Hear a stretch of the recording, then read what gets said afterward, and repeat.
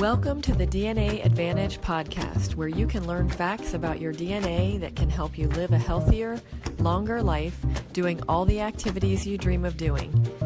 If you want to gain more control over your health and the factors that influence it, you're in the right place.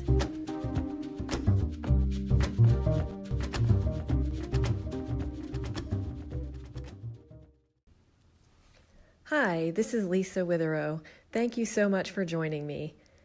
Today, I'm going to be talking about the concerns that people have about DNA testing and what makes them fearful about learning their DNA. Many of you listening may be all on board and really interested in learning your DNA and all the aspects of health that it can teach you. But I've been asked what to tell a loved one when you really want them to learn about their DNA so that they can protect their health, but they're really fearful.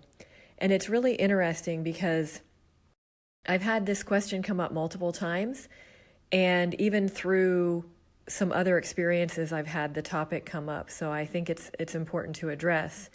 One of the examples that I had was I was listening to a motivational speaker who had recently lost his mom, and he said that her illness was very difficult for him, of course, and after seeing her go through the challenges that she went through with her health, he really had no desire to know his DNA or how he was going to die, quote unquote.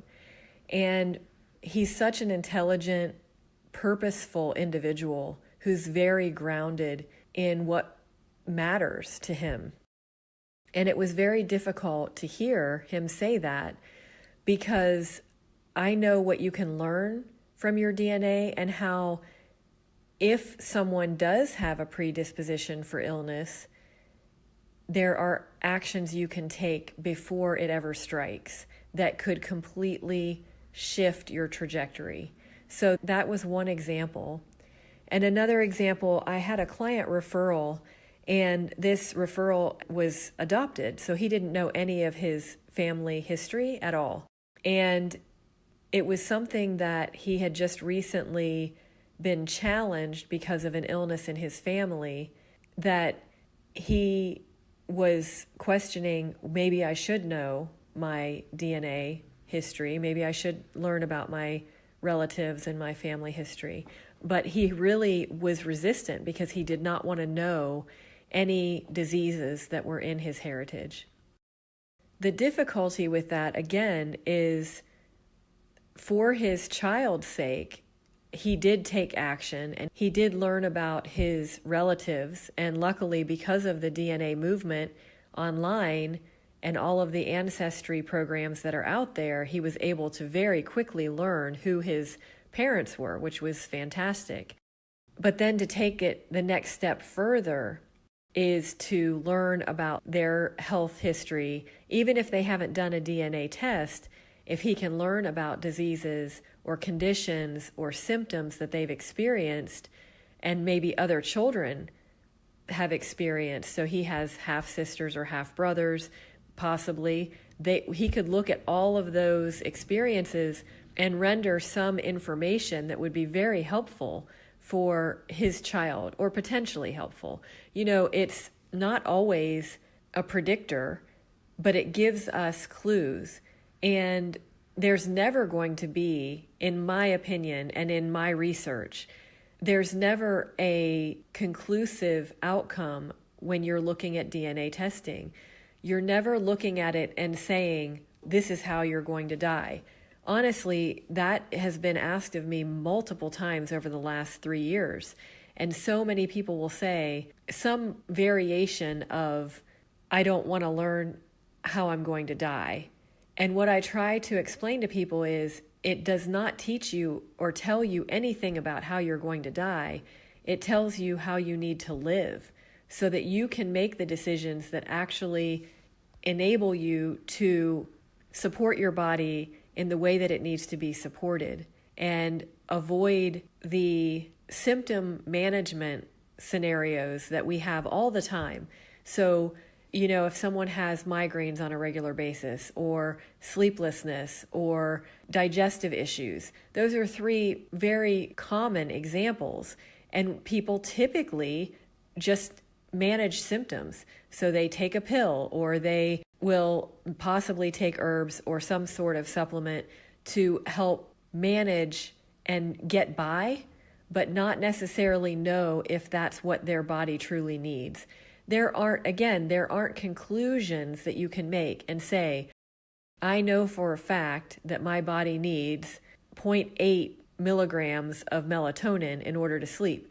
It's not that. It's really looking at multiple clues and information gleaned from your health history, your family history, your current symptoms, sometimes even lab testing and DNA. And then when you're able to, even if you have two of those to draw information from, you can gain some direction or some idea of where to go that will give you a lot more information on what your body needs and what will support and possibly even address the source of the issue.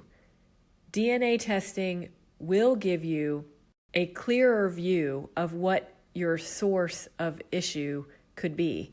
It may take some time, and you may have to do some investigation of different pathways within your DNA to understand fully what's going on. But it is worth doing. It is very helpful. There's nothing to be fearful of when it comes to learning your DNA. Knowledge is power, and we are given an opportunity now that the genome has been sequenced. We are given every day more and more opportunity because there are more research studies published on a regular basis. There is so much information out there that is being gathered and compared. So every day it elevates our understanding of how much our DNA can help us with our health. What I'd like for everyone to be able to share with their loved ones is there is a better way. We don't have to look at the way that healthcare has always existed, wait until we get sick to treat the illness, or just manage symptoms and get by. We have an opportunity now to be proactive and preventative, make decisions regarding our lifestyle and our diet and our environment and how to manage and navigate some of the issues that we're faced with that we can't really help.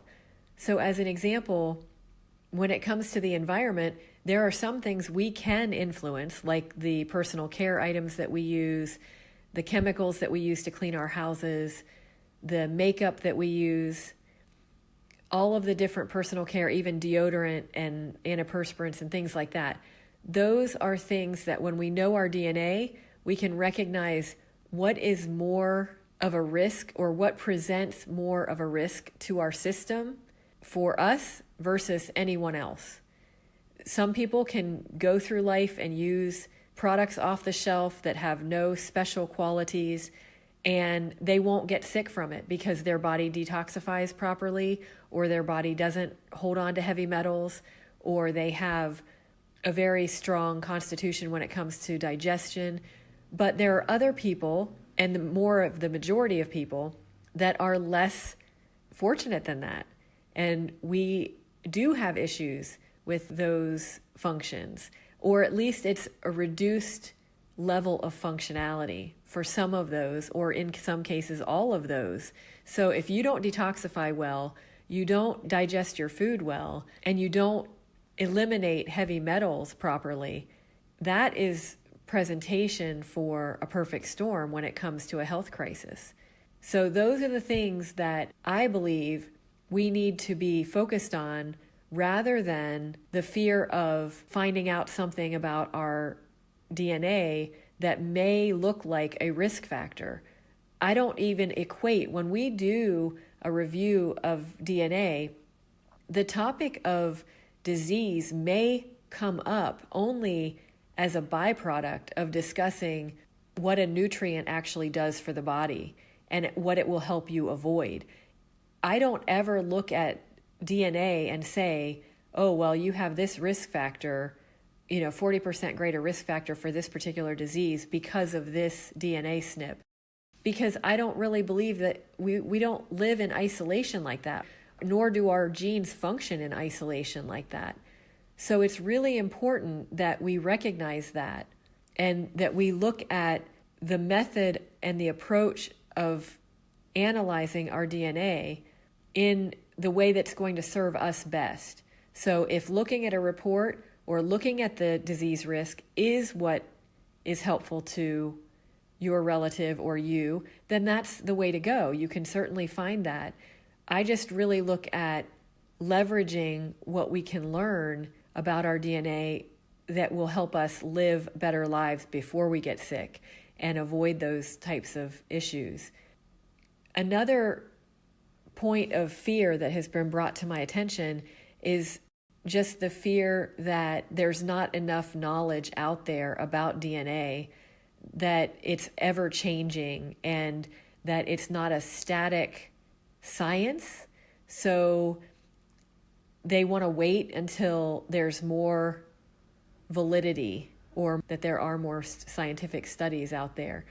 And the problem I have with that is this will be an ever-changing science for a number of years, if not forever, because we have so many genes and there's so much opportunity for us to learn new subtleties and nuances of each gene.